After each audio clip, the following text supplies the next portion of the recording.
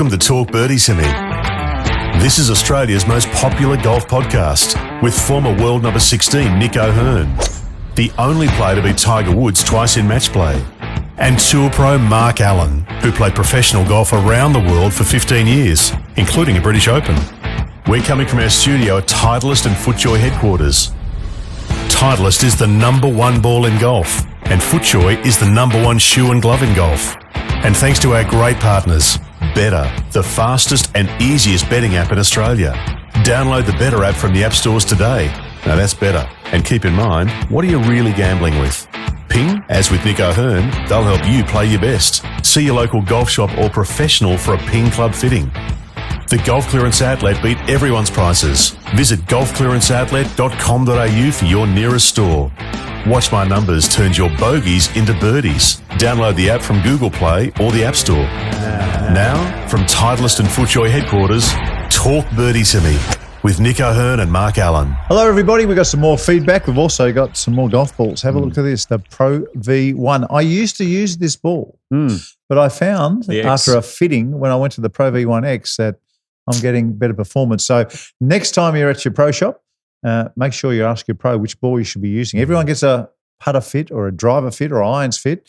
Get a ball fit. It's very, very important, and it can really help you. You've been banging on about these balls for a fair while, haven't you? Well, it's the number one ball in golf, Dan. I think over 100 players at the Open were using the Titleist ball as well. That tells you something. What are the other 56 doing? I don't know. What the hell are they doing? That's what I want to know. Okay, first bit of feedback today. This is from Timothy. G'day, Nick and Mark. Love the show because it speaks to golfers of all abilities.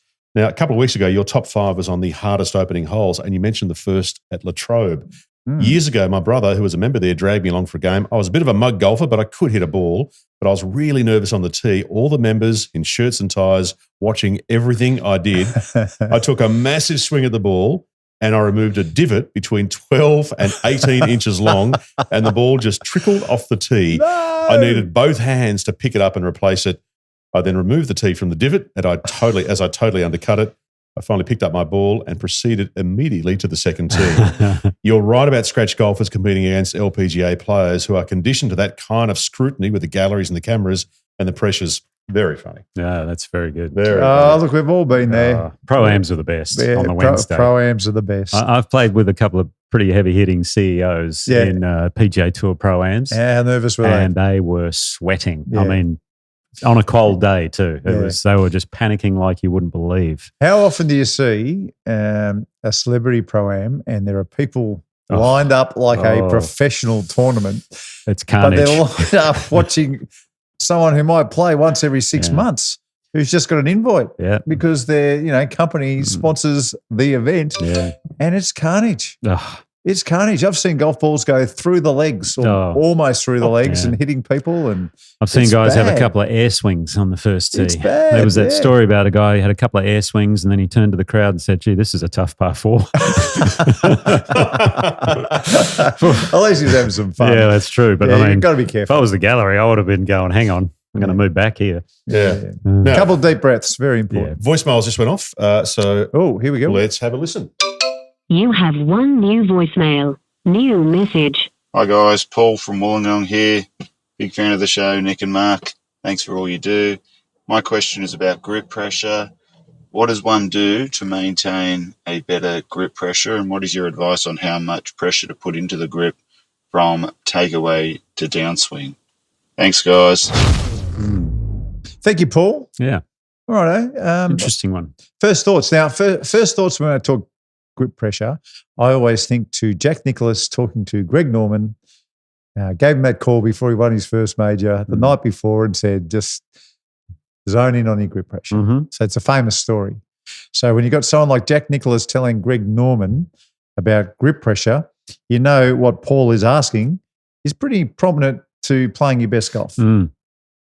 It's an interesting one because I never think about grip pressure because it's one of those second nature thing ones. But I do understand there are certain times when, I'm gripping this club really tight. So being aware of it's obviously pretty important. Trying to, I think it's funny, grip pressure tends to come from being tense up in your shoulders and your arms. So for some people, thinking about your grip pressure doesn't work. So I would almost say to those people, think about relaxing your shoulders and your arms a little bit more, and then all of a sudden your hands tend to soften anyway. Makes sense. Now, what is the correct grip pressure? Well, people talk about, okay, grab a club and then have someone, pull on the end of it. Now, it shouldn't obviously come out. That's too light, but they shouldn't be able to just budge it. Yeah. There should be some give going back and forth as they're pulling on the golf club, and that's about the right amount of grip pressure. Now, whether that feels as though it's a 6 or 7 out of 10 on your scale, it's different for everyone. But I'd focus maybe more on the shoulders and the arms rather than the hands. Yeah. Look, I think you ask 10 pros, you might get 10 different answers on this particular one. I always felt like I'm with you. I've never thought about grip pressure until I notice it's too tight. Yes. And I always felt like that came from swinging quickly. Mm-hmm. As soon as I, later in life, or later as a pro when I was experienced, if I did feel like, hang on a second, what are you doing holding the club so tight for? I would just slow down and that would do it. Now, it is hard to swing a club fast with soft grip pressure, I'll say that. Yeah. But I will say this, with putting, I have no grip pressure. If 10 is as hard as I can hold it and 1 is, I'm just basically, I always felt like I just let the club hang when I have my putter in my hands. It should be hanging from your hands. And that is the correct grip pressure. It shouldn't be holding a putter. It should just be hanging in your hands. And then when I found that was working really well, I would do the same thing when I was chipping as well, to where I would just feel like the sand iron or the wedge is just hanging. So hold the club and don't ground it and just feel like it's hanging. This is a putter and whatever club you're chipping with. And I always felt that was a beautiful way to chip. Love it. And a beautiful way to putt. Yeah. Message here from Jamie. G'day, boys. Great pod, even if I don't always agree with you, Mark.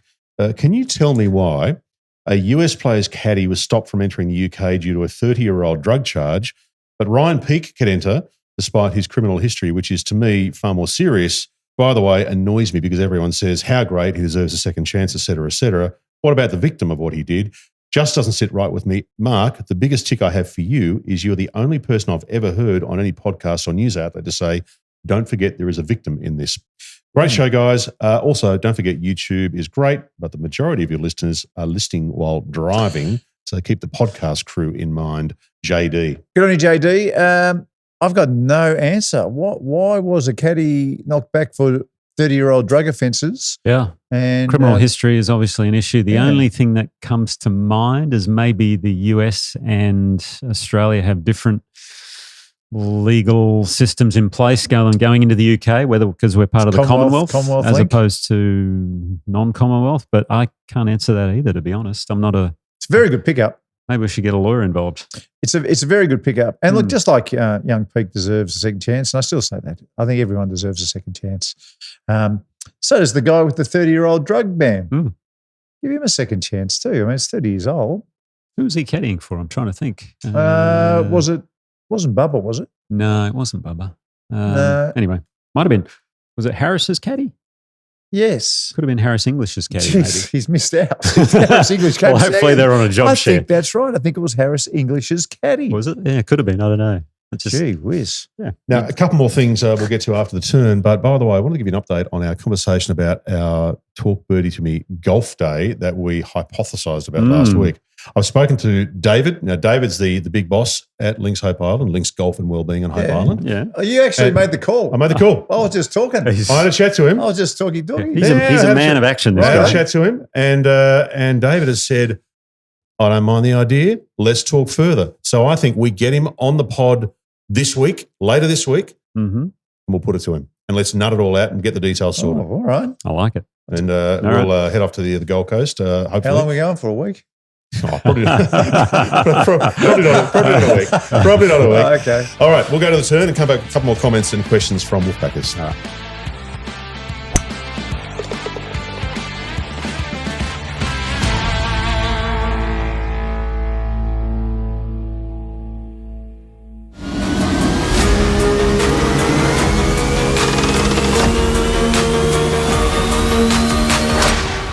Oh my word.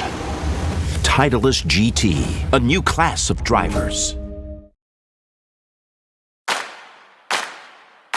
We're live from our studio at Titleist and FootJoy headquarters.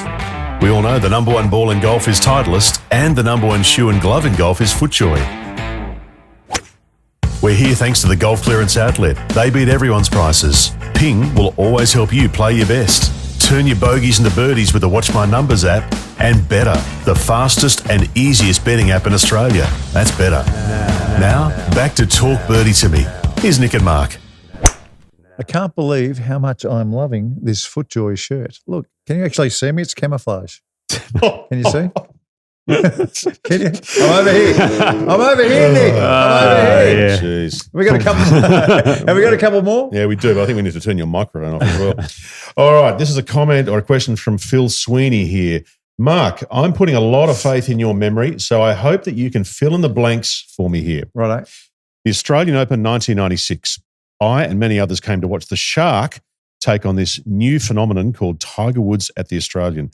This is 1996. I think it was the second round. It was miserable. It was raining. There was the coldest Sydney day they'd ever had at the time. I remember that was a record. It was. I don't think it got above 10 degrees. I remember that like it was yesterday. Jeez. I also remember that I was on the same score as Tiger after 2 rounds and I was a chance to play with him the next day. Yes. So following either of those two, Shark and Tiger, was not an option. That wasn't going to work for me. So I followed your group instead, Mark. Ooh. I remember watching you and I was very impressed, but I can't recall how you went. Well, you've just indicated how you went. Yeah. And I can't recall who you were paired with. Jeez. Secondly, 1996. as a member of the Newcastle Golf Club, have you ever played our course? No, I've only heard great things. And actually, my mum just did a trip up to right up the coast of Australia.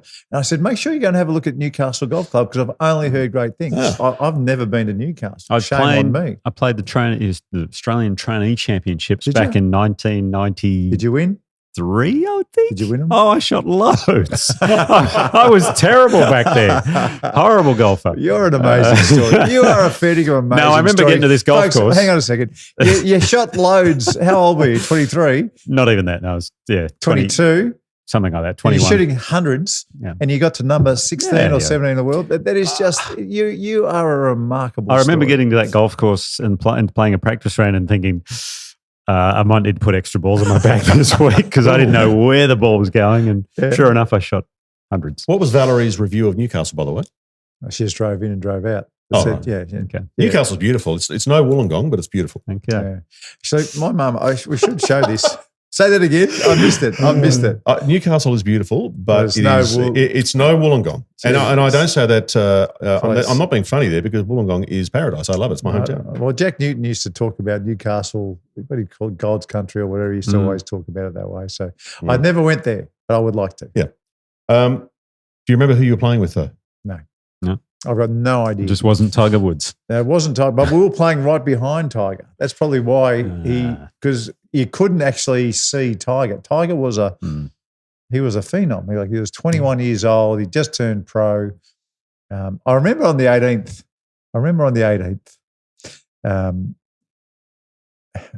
We got up there and they were miles down, and I thought he must have chipped out. Right? Okay. So I asked somebody. I said, "What happened? What did his drive do?" And he goes, "That is his drive." I said, "There's no way. That is no way known that that's his drive." But he hit the ball that far down the 18th. Scary. We just could not believe it. But I'll never forget that day. That Friday at Sydney, 9 degrees.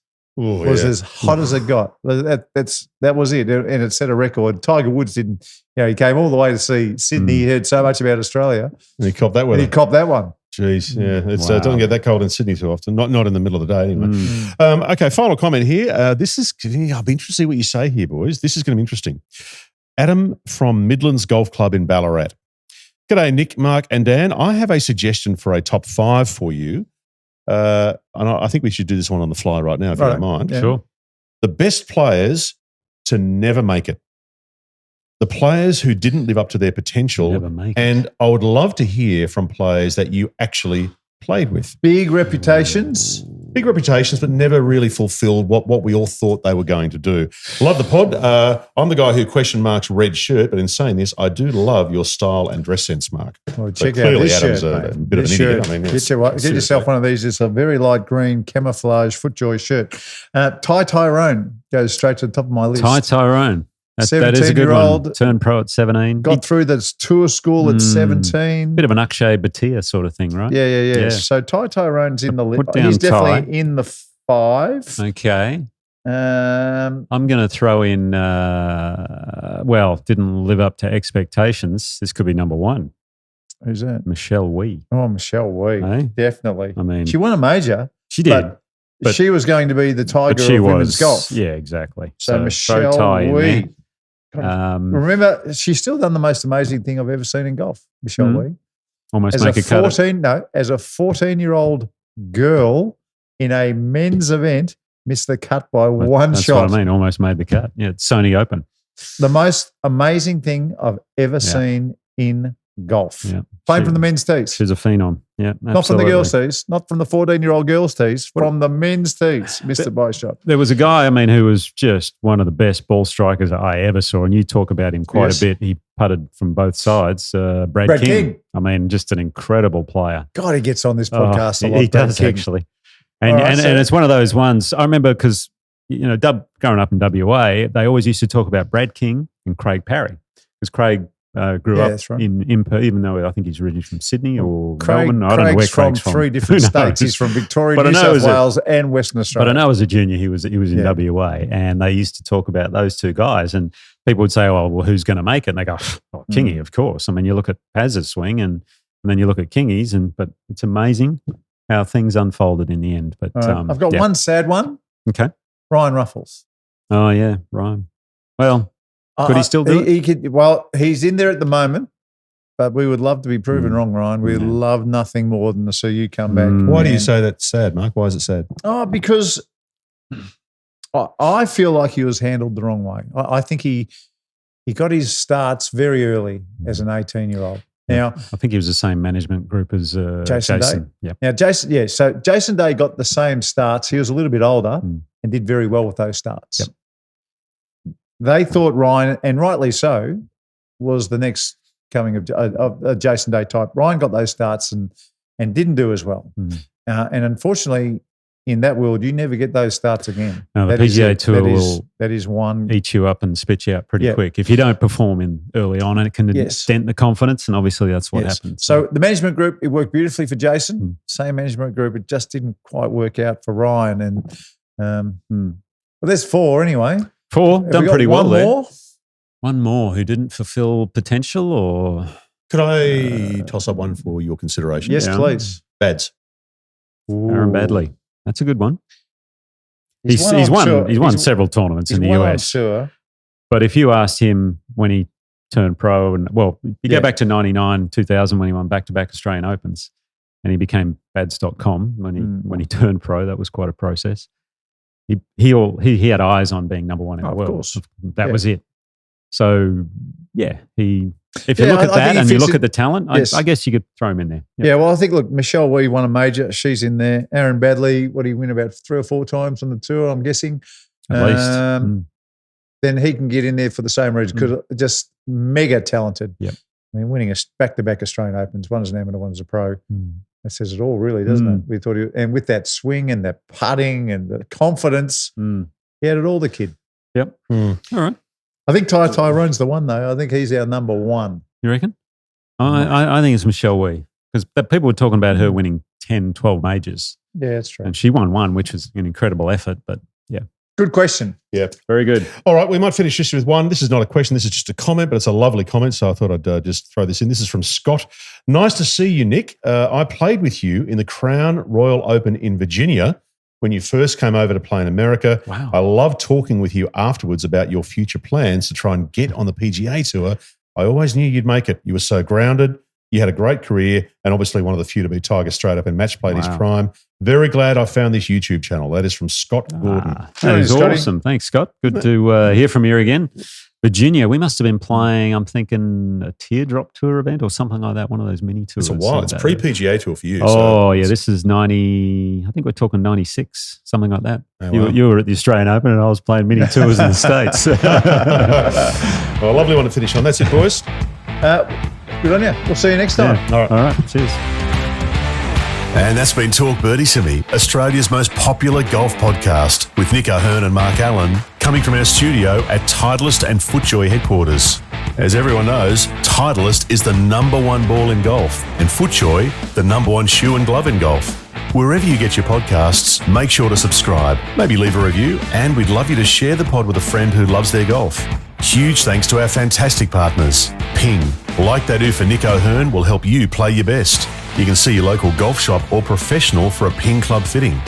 The Golf Clearance Outlet always beat everyone's prices. Visit golfclearanceoutlet.com.au for your nearest store. Watch My Numbers is the most powerful data-based golf app in the world. You can download from the App Store or Google Play. And better, they've got the fastest and easiest betting app in Australia. Download from the App Stores today. Now that's better. Keep in mind, what are you really gambling with? But for now, from our studio at Titleist and FootJoy headquarters, thanks for being a part of the show. We'll see you next time.